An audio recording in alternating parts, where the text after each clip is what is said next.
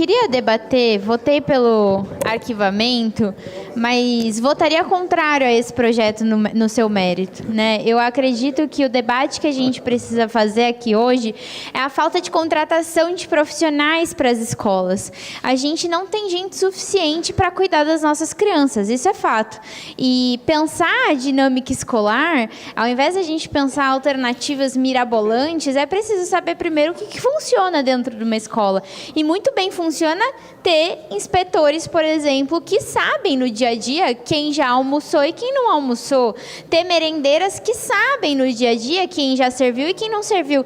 É admirável a memória que tem qualquer pessoa que trabalha no chão da escola. Parece que ao ser contratada automaticamente cria uma memória que sabe quem é o pai, se vai de transporte escolar, quem é a mãe, o que gosta, se gosta de arroz, se não gosta, se come muito, se come pouco. É admirável o talento humano que a gente tem e que a gente, às vezes, fica pensando em alternativas mirabolantes de, nossa, precisamos fazer uma identificação facial, quando hoje esse serviço poderia ser feito de maneira muito bem feita pelos nossos profissionais da educação.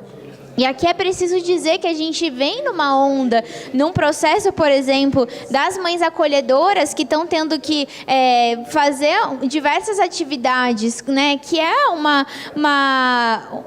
nem sequer é um contrato, é um programa que carece, inclusive, de direitos trabalhistas, não é uma contratação via CLT, e que o que a gente está tendo de relatos das mães acolhedoras fazendo muito a mais do que elas foram designadas a fazer, não é brincadeira. A gente sabe, por exemplo, que as mães acolhedoras elas não podem participar da produção da merenda, porque isso precisa ser merendeiras. E por isso é tão urgente a contratação de muito e muito mais merendeiras do que o município está se propondo a fazer. E que a gente tem relatos, não só isso, a gente já tinha tido várias vezes de APIs tendo que ficar em sala de aula por conta de falta de professor, mas agora a gente está tendo relatos, inclusive, de mães acolhedoras tendo que ficar em sala de aula por conta da falta de professores.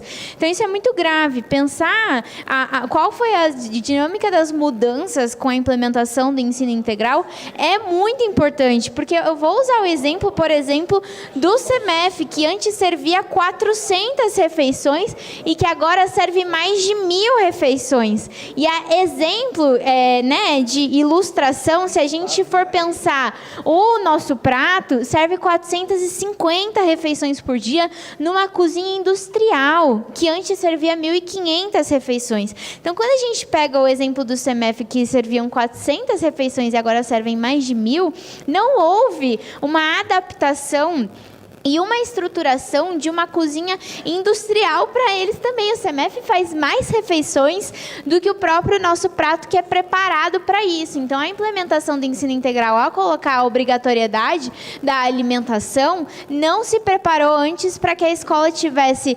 equipamento, estrutura e pessoal para garantir que a merenda desse certo.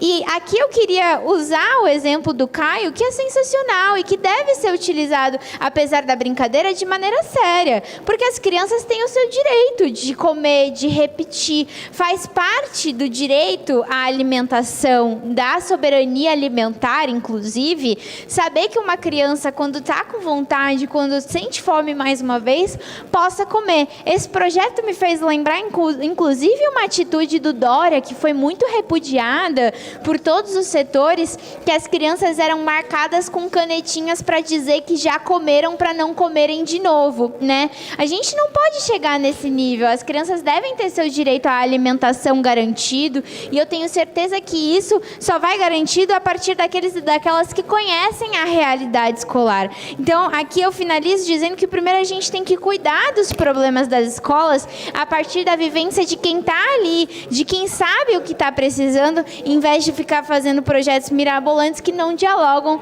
com a realidade. Por isso, votei pelo arquivamento e votaria contrário ao mérito no projeto. Eu deveria ter esperado o retorno do Córdoba para colocar esse projeto em pauta. Córdoba. Olha, Eu entendendo a fala de quem vem, a gente sabe que vem com muita maldade, né? Com muita... Inclusive, o controle de qualquer situação é plausível. Mas a baderna que é promovido pelo pessoal, eles gostam da liberdade e de libertinagem. Eu não vejo problema nenhum em poder controlar. Qual é o problema de poder controlar? Qual é o problema? Pode, mas o controle é saudável. Agora se fala em contratação, onde o próprio pessoal, toda hora, mandando recado ao Ministério Público para intervir no concurso. Aí o promotor, já não aguentando mais receber tanta mensagem, chama o secretário para um bate-papo, para uma conversa e um esclarecimento. Então é incoerente. Fala que precisa, mas é o próprio partido que quer interromper o trabalho que foi muito bem feito pela empresa que promoveu aí, junto à prefeitura, o concurso público. Então, vindo de quem vem, tudo que for controle, eles não vão aprovar, porque eles são a favor da libertinagem, da baderna. Quem defende aqui que quem faz coisa errada, pequenos delitos, tem que ser livre, tem que ser solto, quem apoia com a sua camisa a maconha, a liberdade do uso da maconha, vai falar o quê aqui? Vai falar de educação? Vamos lá na porta da escola perguntar se o pai, se a mãe é a favor de você liberar maconha dentro do nosso país, do nosso município, do nosso estado. Vamos lá. Vamos lá, essa é a pessoa que estava falando aqui de conhecer sala de aula. Quer dizer, eu gosto, então eu acho que todo mundo tem que gostar. Que é isso? Esse representante aqui que estava falando de sala de aula e de escola, está de brincadeira, né? Está de brincadeira. Está de brincadeira. Eu só posso entender que está de brincadeira. Eu sou a favor de controle. Controle é positivo. Democracia com controle, com hierarquia. É perfeito. Quem gosta de baderna não é Gilberto Costa.